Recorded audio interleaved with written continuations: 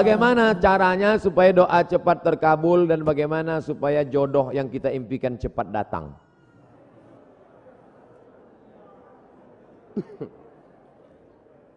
Tidak ada doa yang tidak dikabulkan Allah. Semua doa dikabulkan Allah. Orang yang merasa doanya tidak dikabulkan Allah, dia sudah suudzon pada Allah. Pertama, ada yang doa itu cash and carry, langsung. Dua, ada doa itu ditunda Allah karena ini belum layak. Sama seperti anak minta pisau, belum layak. Nanti kalau ku kasih kau luka. Ini orang belum layak dikasih mobil. Nanti kalau dikasih mobil malah enggak sholat. Dulu waktu masih pakai motor sholat. Habis dikasih mobil, sholatnya Idul Fitri sama Idul Adha.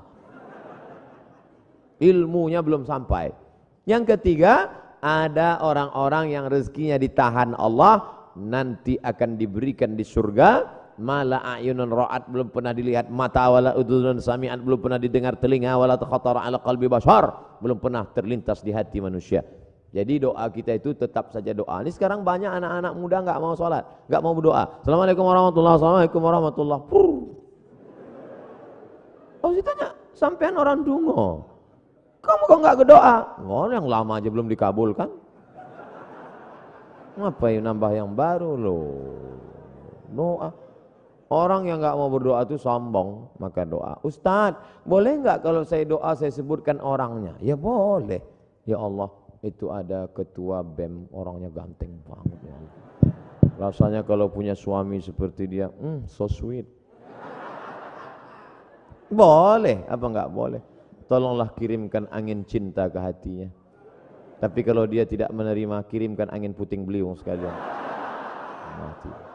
Jangan, enggak boleh doa yang enggak baik.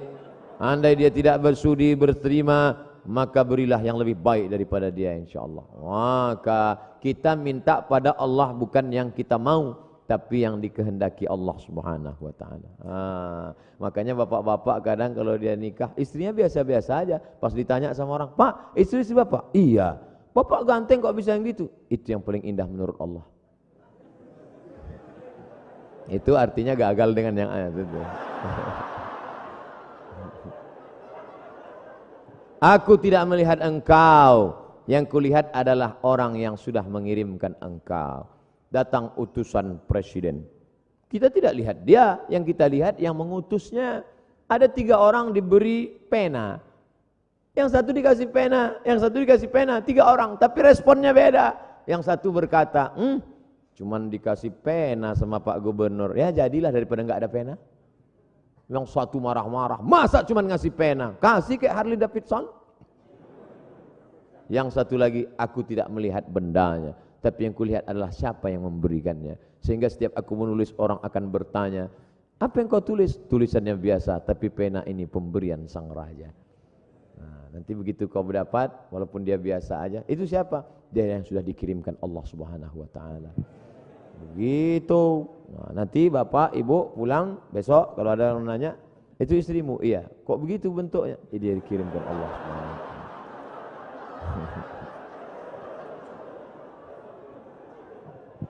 Jangan pernah kau berhenti bosan berdoa kepada Allah Subhanahu wa taala, tapi tetap ada usaha. Itu ada kiai, santrinya banyak, ya pendekatan lah kiai. Ustaz, saya sudah ditolak calon mertua saya, gimana caranya? Jangan kamu sendiri ngadap ke sana. Kamu sendiri ngadap selengean celana sobek. Pakai kap 70. Ya enggak mau dia. Coba bawa. Tanya, calon mertuamu itu kerjanya di mana? Di Universitas Airlangga. Bagian apa dia? Di kantor. Bawa Pak Rektor. Mana itu? Pak. Ini mau minta, mohon Bapak Sudi agak. Oke, begitu sampai di sana, langsung dia. Nggih, Pak. Apalagi sampai Pak Rektor, iki mahasiswa wapi tenan iki. Masya Allah, langsung insya Allah. Jangan bawa saya. Kalau saya bawa nanti yang diterima saya. Bercanda.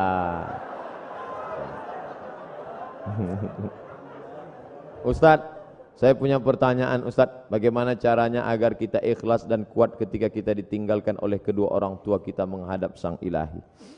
Ketika meninggal Nabi Muhammad sallallahu alaihi wasallam, respon sahabat macam-macam. Umar mencabut pedang. Man qala inna Muhammadan qad mata fa adrib unuqahu. Siapa yang mengatakan Muhammad sudah mati, ku pancung kepalanya. Siapa yang berani mengatakan Muhammad mati, ku pancung kepalanya.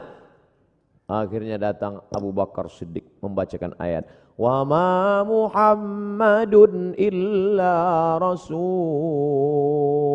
Muhammad bukan Tuhan, dia hanya seorang rasul. Qad khalat min qablihi rusul. Sebelumnya sudah ada rasul-rasul tapi meninggal dunia. Afa immata, kalau dia meninggal, au qutila, atau dibunuh orang, inqalabtum ala aqabikum, apakah kamu akan berbalik kepada agama kamu yang lama? Wa may yanqalib ala aqibaihi, siapa yang murtad meninggalkan agama ini, falan yadurrallaha syai'a, Allah tidak rugi walau sedikit pun. Wa sayajzillahu syakirin, Allah tetap akan memberikan balasan pada orang yang bersyukur. Jatuh pedang Umar bin Khattab. Orang setingkat Umar saja pun tetap bisa lupa ayat. Hari ini Abdul Somad yang menasihati, sabar ya, sabar ya. Tapi ketika musibah itu datang, as-sabru inda sadmatil ula, sabar itu datang pada pukulan yang pertama. Maka balikkan pada Allah. Ini ujian. Sabar. Ayah kita meninggal, ibu kita meninggal. Sabar. Memang berat. Terasa lembut lunak tanah itu dipijak. Terasa gempa bumi. Tapi datang kawan-kawan menyabarkan. Alladzina idza asabathum musibah qalu inna lillahi wa inna ilaihi raji'un. Ini bukan punya kita, ini punya Allah. Allah ambil, dia lebih sayang. Allah hanya ingin melihat kau sabar. Nabi Muhammad anak yatim, Imam Syafi'i anak yatim, ulama-ulama kita anak yatim. Jangan sedih menjadi yatim, karena Allah ingin memuliakanmu. Kamu sama dengan Nabi Muhammad sallallahu alaihi wasallam. Fa ammal yatima fala taqhar, jangan kau hardi. Nah, jadi sabar. Makanya banyak kita lihat suami-suami yang ketika istrinya meninggal sabar dia. Tak ada dia menangis. Setetes pun air matanya tak ada menangis. Bapak enggak sedih, Pak? Itu pinjaman dari Allah, Pak Ustaz. Sampai akhirnya Allah mengambil. Apa yang mesti saya sedihkan? Ustaz nih kalau cerita selalu enggak enak aja. Oke, kita balik. Sekarang kita balik suami yang meninggal. Ibu tuh enggak nangis. Banyak orang heran. Ibu enggak nangis. Enggak, Pak Ustaz. Kenapa? Udah lama aku tunggu.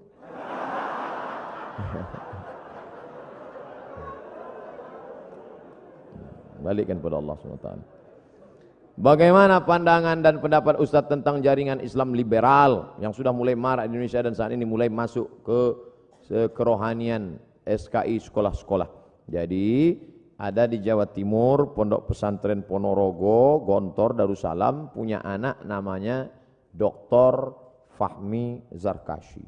Itu ketua daripada MIUMI, Majelis Intelektual Muda Ulama Muda Indonesia.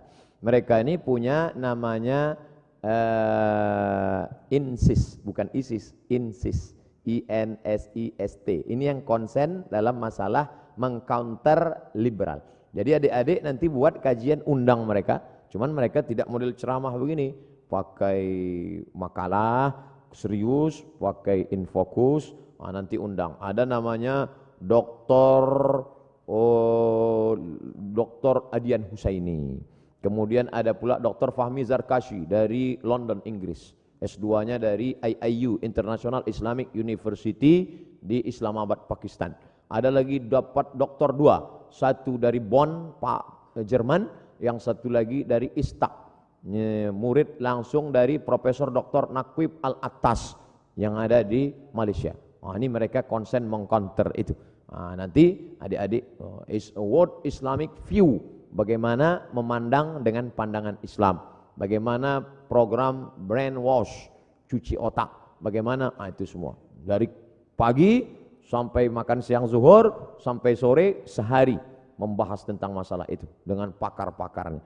Insyaallah ke depan buat program apakah sebulan sekali atau 2 bulan sekali atau 3 bulan sekali, apakah triwulan, apakah caturwulan, bulan ini ustadz ini, bulan depan ustadz ini. Tapi kalau untuk insist tadi harus satu paket. Ini insyaallah memberikan pandangan yang baru buat kita semua insyaallah. Amin.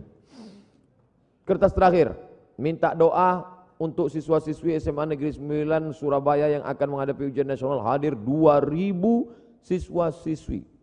Di mahasiswa-siswi ini. Untuk mahasiswa-mahasiswi Unair agar istiqomah menjalankan visi misi universitas excellent with morality. Oh, ini luar biasa. Tetap excellent, tetap peringkat tinggi, tetap berprestasi secara intelektual, tapi with morality. Tapi tetap berakhlakul karimah. IP-nya 4, tapi juga tahajudnya rajin, fisiknya sehat. Amin. Al-mu'minul qawi, mukmin yang kuat, kuat fisik, kuat mental, kuat ekonomi, kuat otak, kuat hati, kuat iman, kuat ilmu, kuat amal, khairun, lebih baik, wa ahabbu ilallah, lebih dicintai Allah, minal mu'minid dha'if, daripada mukmin yang lemah. Mudah-mudahan selesai kajian ini tidak bim salabim abrakadabra, tapi berproses menuju kebaikan insyaallah. Amin.